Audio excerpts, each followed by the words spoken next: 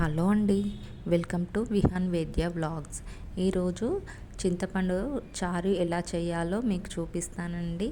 ముందుగా చింతపండు రసము ఈ విధంగా సపరేట్ తీసుకొని మనకు కావాల్సినంత వాటర్ వేసేసుకోవాలి. అందులోనే కాస్త కారపొడి, ఉప్పు, ఇంకా ధనియాల పొడి, నేను ముందుగానే రెడీ చేసుకున్న మెంతులు, జీలకర్ర పొడి కూడా వేసేసుకోవాలి.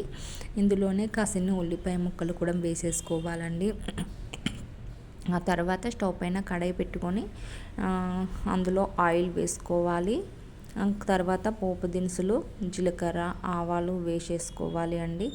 అవి కాసింత మగ్గాక అందులోనే వెల్లుల్లి పేస్ట్, నెక్స్ట్ కరివేపాకు, ఆ తర్వాత నువ్వులు వేసుకోవాలి. నువ్వులు చాలా బాగుంటాయి ఇందులో వేస్తే. మీరు ఎప్పుడన్నా వేయకుంటే ఒకసారి వేసి ట్రై చేయండి.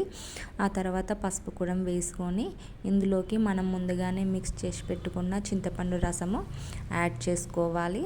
అంతేనండి, చాలా సింపుల్గా తెలంగాణ స్టైల్లో చారు రెడీ అండి. తర్వాత దీంట్లోనే లాస్ట్కి కొత్తిమీర వేసేసుకుంటే అయిపోతుంది. ఒకవేళ ఈ వీడియో కనుక మీకు నచ్చినట్టయితే లైక్, షేర్ అండ్ సబ్స్క్రైబ్ చేయండి.